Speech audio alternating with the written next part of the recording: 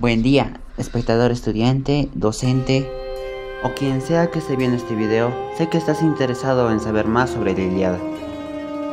Mi nombre es Roel Franco Andarihuaranca, un estudiante del Colegio Mateo García Pumacahua de Humachiri Melgar, Puno, Perú. Actualmente estoy en el quinto grado, sección C. Hoy hablaré y leeré mi resumen de esta obra escrita por Homero, que está basada en el siglo XIII a.C. Pero, ¿quién es Homero? Homero es marcadamente legendario. Vivió en Jonia en el siglo VIII y posteriormente, ya ciego, se habría establecido en Quíos, donde había creado la escuela de los cantores homéricos, quienes guardaron y continuaron su obra. Homero es el literato más famoso de la época arcaica, considerado el autor de las obras más importantes de la literatura universal, la Ilíada y la Odisea.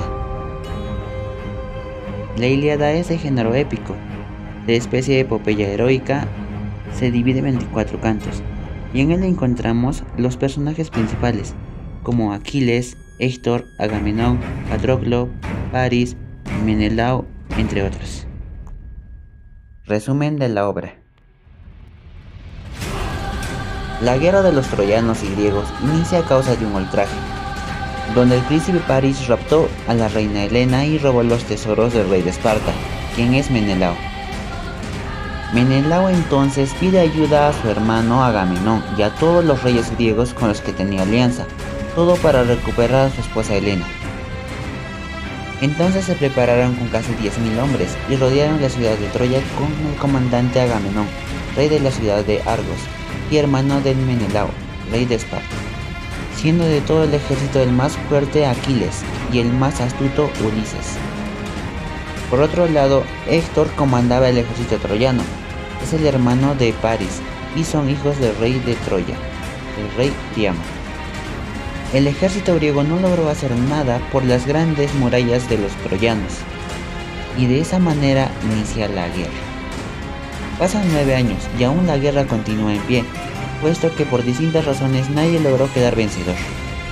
Un día un anciano llamado Crises, quien era un sacerdote de Apolo, pide con lágrimas a los griegos que le devuelvan a su hija Briseida, que había sido capturada y llevada como esclava para el rey Agamenón, quien con enojo votó al anciano con insultos.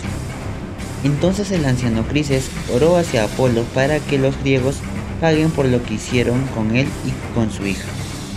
Apolo lo escuchó y con su arco y carcaj lanzó su primera flecha.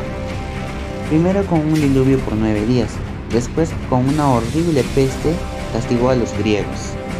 Al 10.º día de lo sucedido, Aquiles reunió a los griegos y preguntó al adivino Calcas: ¿por qué nosotros estamos sufriendo la ira del dios Apolo? El adivino Calcas responde que pasó porque el anciano Crises quiso recuperar a su hija Briseida, pero no lo logró, y así pidió ayuda a su dios Apolo. Aquiles con enojo dice que devuelvan a Briseida con su padre Crises, pero Agamenón se niega rotundamente a liberar a tal bella esclava, y así estos dos discuten con palabras groseras. Aquiles estuvo a punto de apuñalar a Agamenón, pero alguien lo cogió del pelo. Era Minerva. Mientras le dice a Aquiles: con tanto despecho Aquiles, me manda a ti Juno, que les tiene cariño a ti y a Agamenón. Entonces Agamenón decide liberar a Briseida, pero a cambio quiere la esclava de Aquiles, llamada Briseida.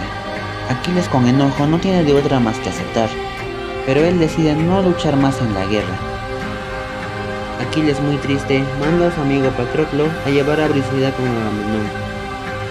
Entonces Aquiles con su ejército se retira para no participar más en la guerra.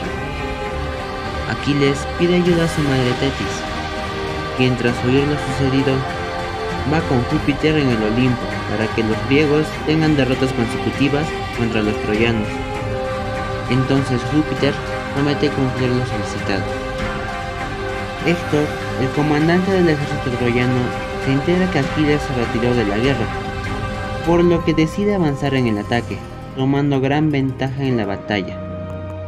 Agamenón, al darse cuenta de que todo se venía abajo, decide devolver a Briseida con Aquiles. Pero aún así, Aquiles no aceptó volver a la guerra, porque estaba rencoroso.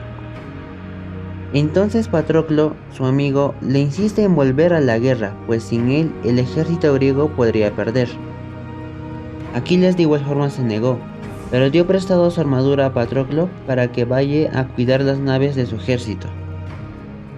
Pero Patroclo, en modo terco, no hace caso y finge ser Aquiles, haciendo que los troyanos retrocedan. En la contienda, Apolo y Euforbo lo lastiman, y Patroclo decide volver. Pero Héctor, pensando que es Aquiles, decide aprovechar y corrió hacia Patroclo, y lo mató. Héctor, al quitarle el casco, se fijó que no era Aquiles, sino su amigo Patroclo. Menelao encuentra el cuerpo de Patroclo y decide llevarlo hacia Aquiles. Y así desatando la furia de Aquiles y volviendo a la guerra. Se preparó con una nueva armadura que su madre, la diosa Tetis, mandó a forjar y así se dirigió hacia Troya. Pero este estaba resguardado por una gran muralla. Pero Héctor, para no quedar como un cobarde, decide salir para enfrentar a Aquiles.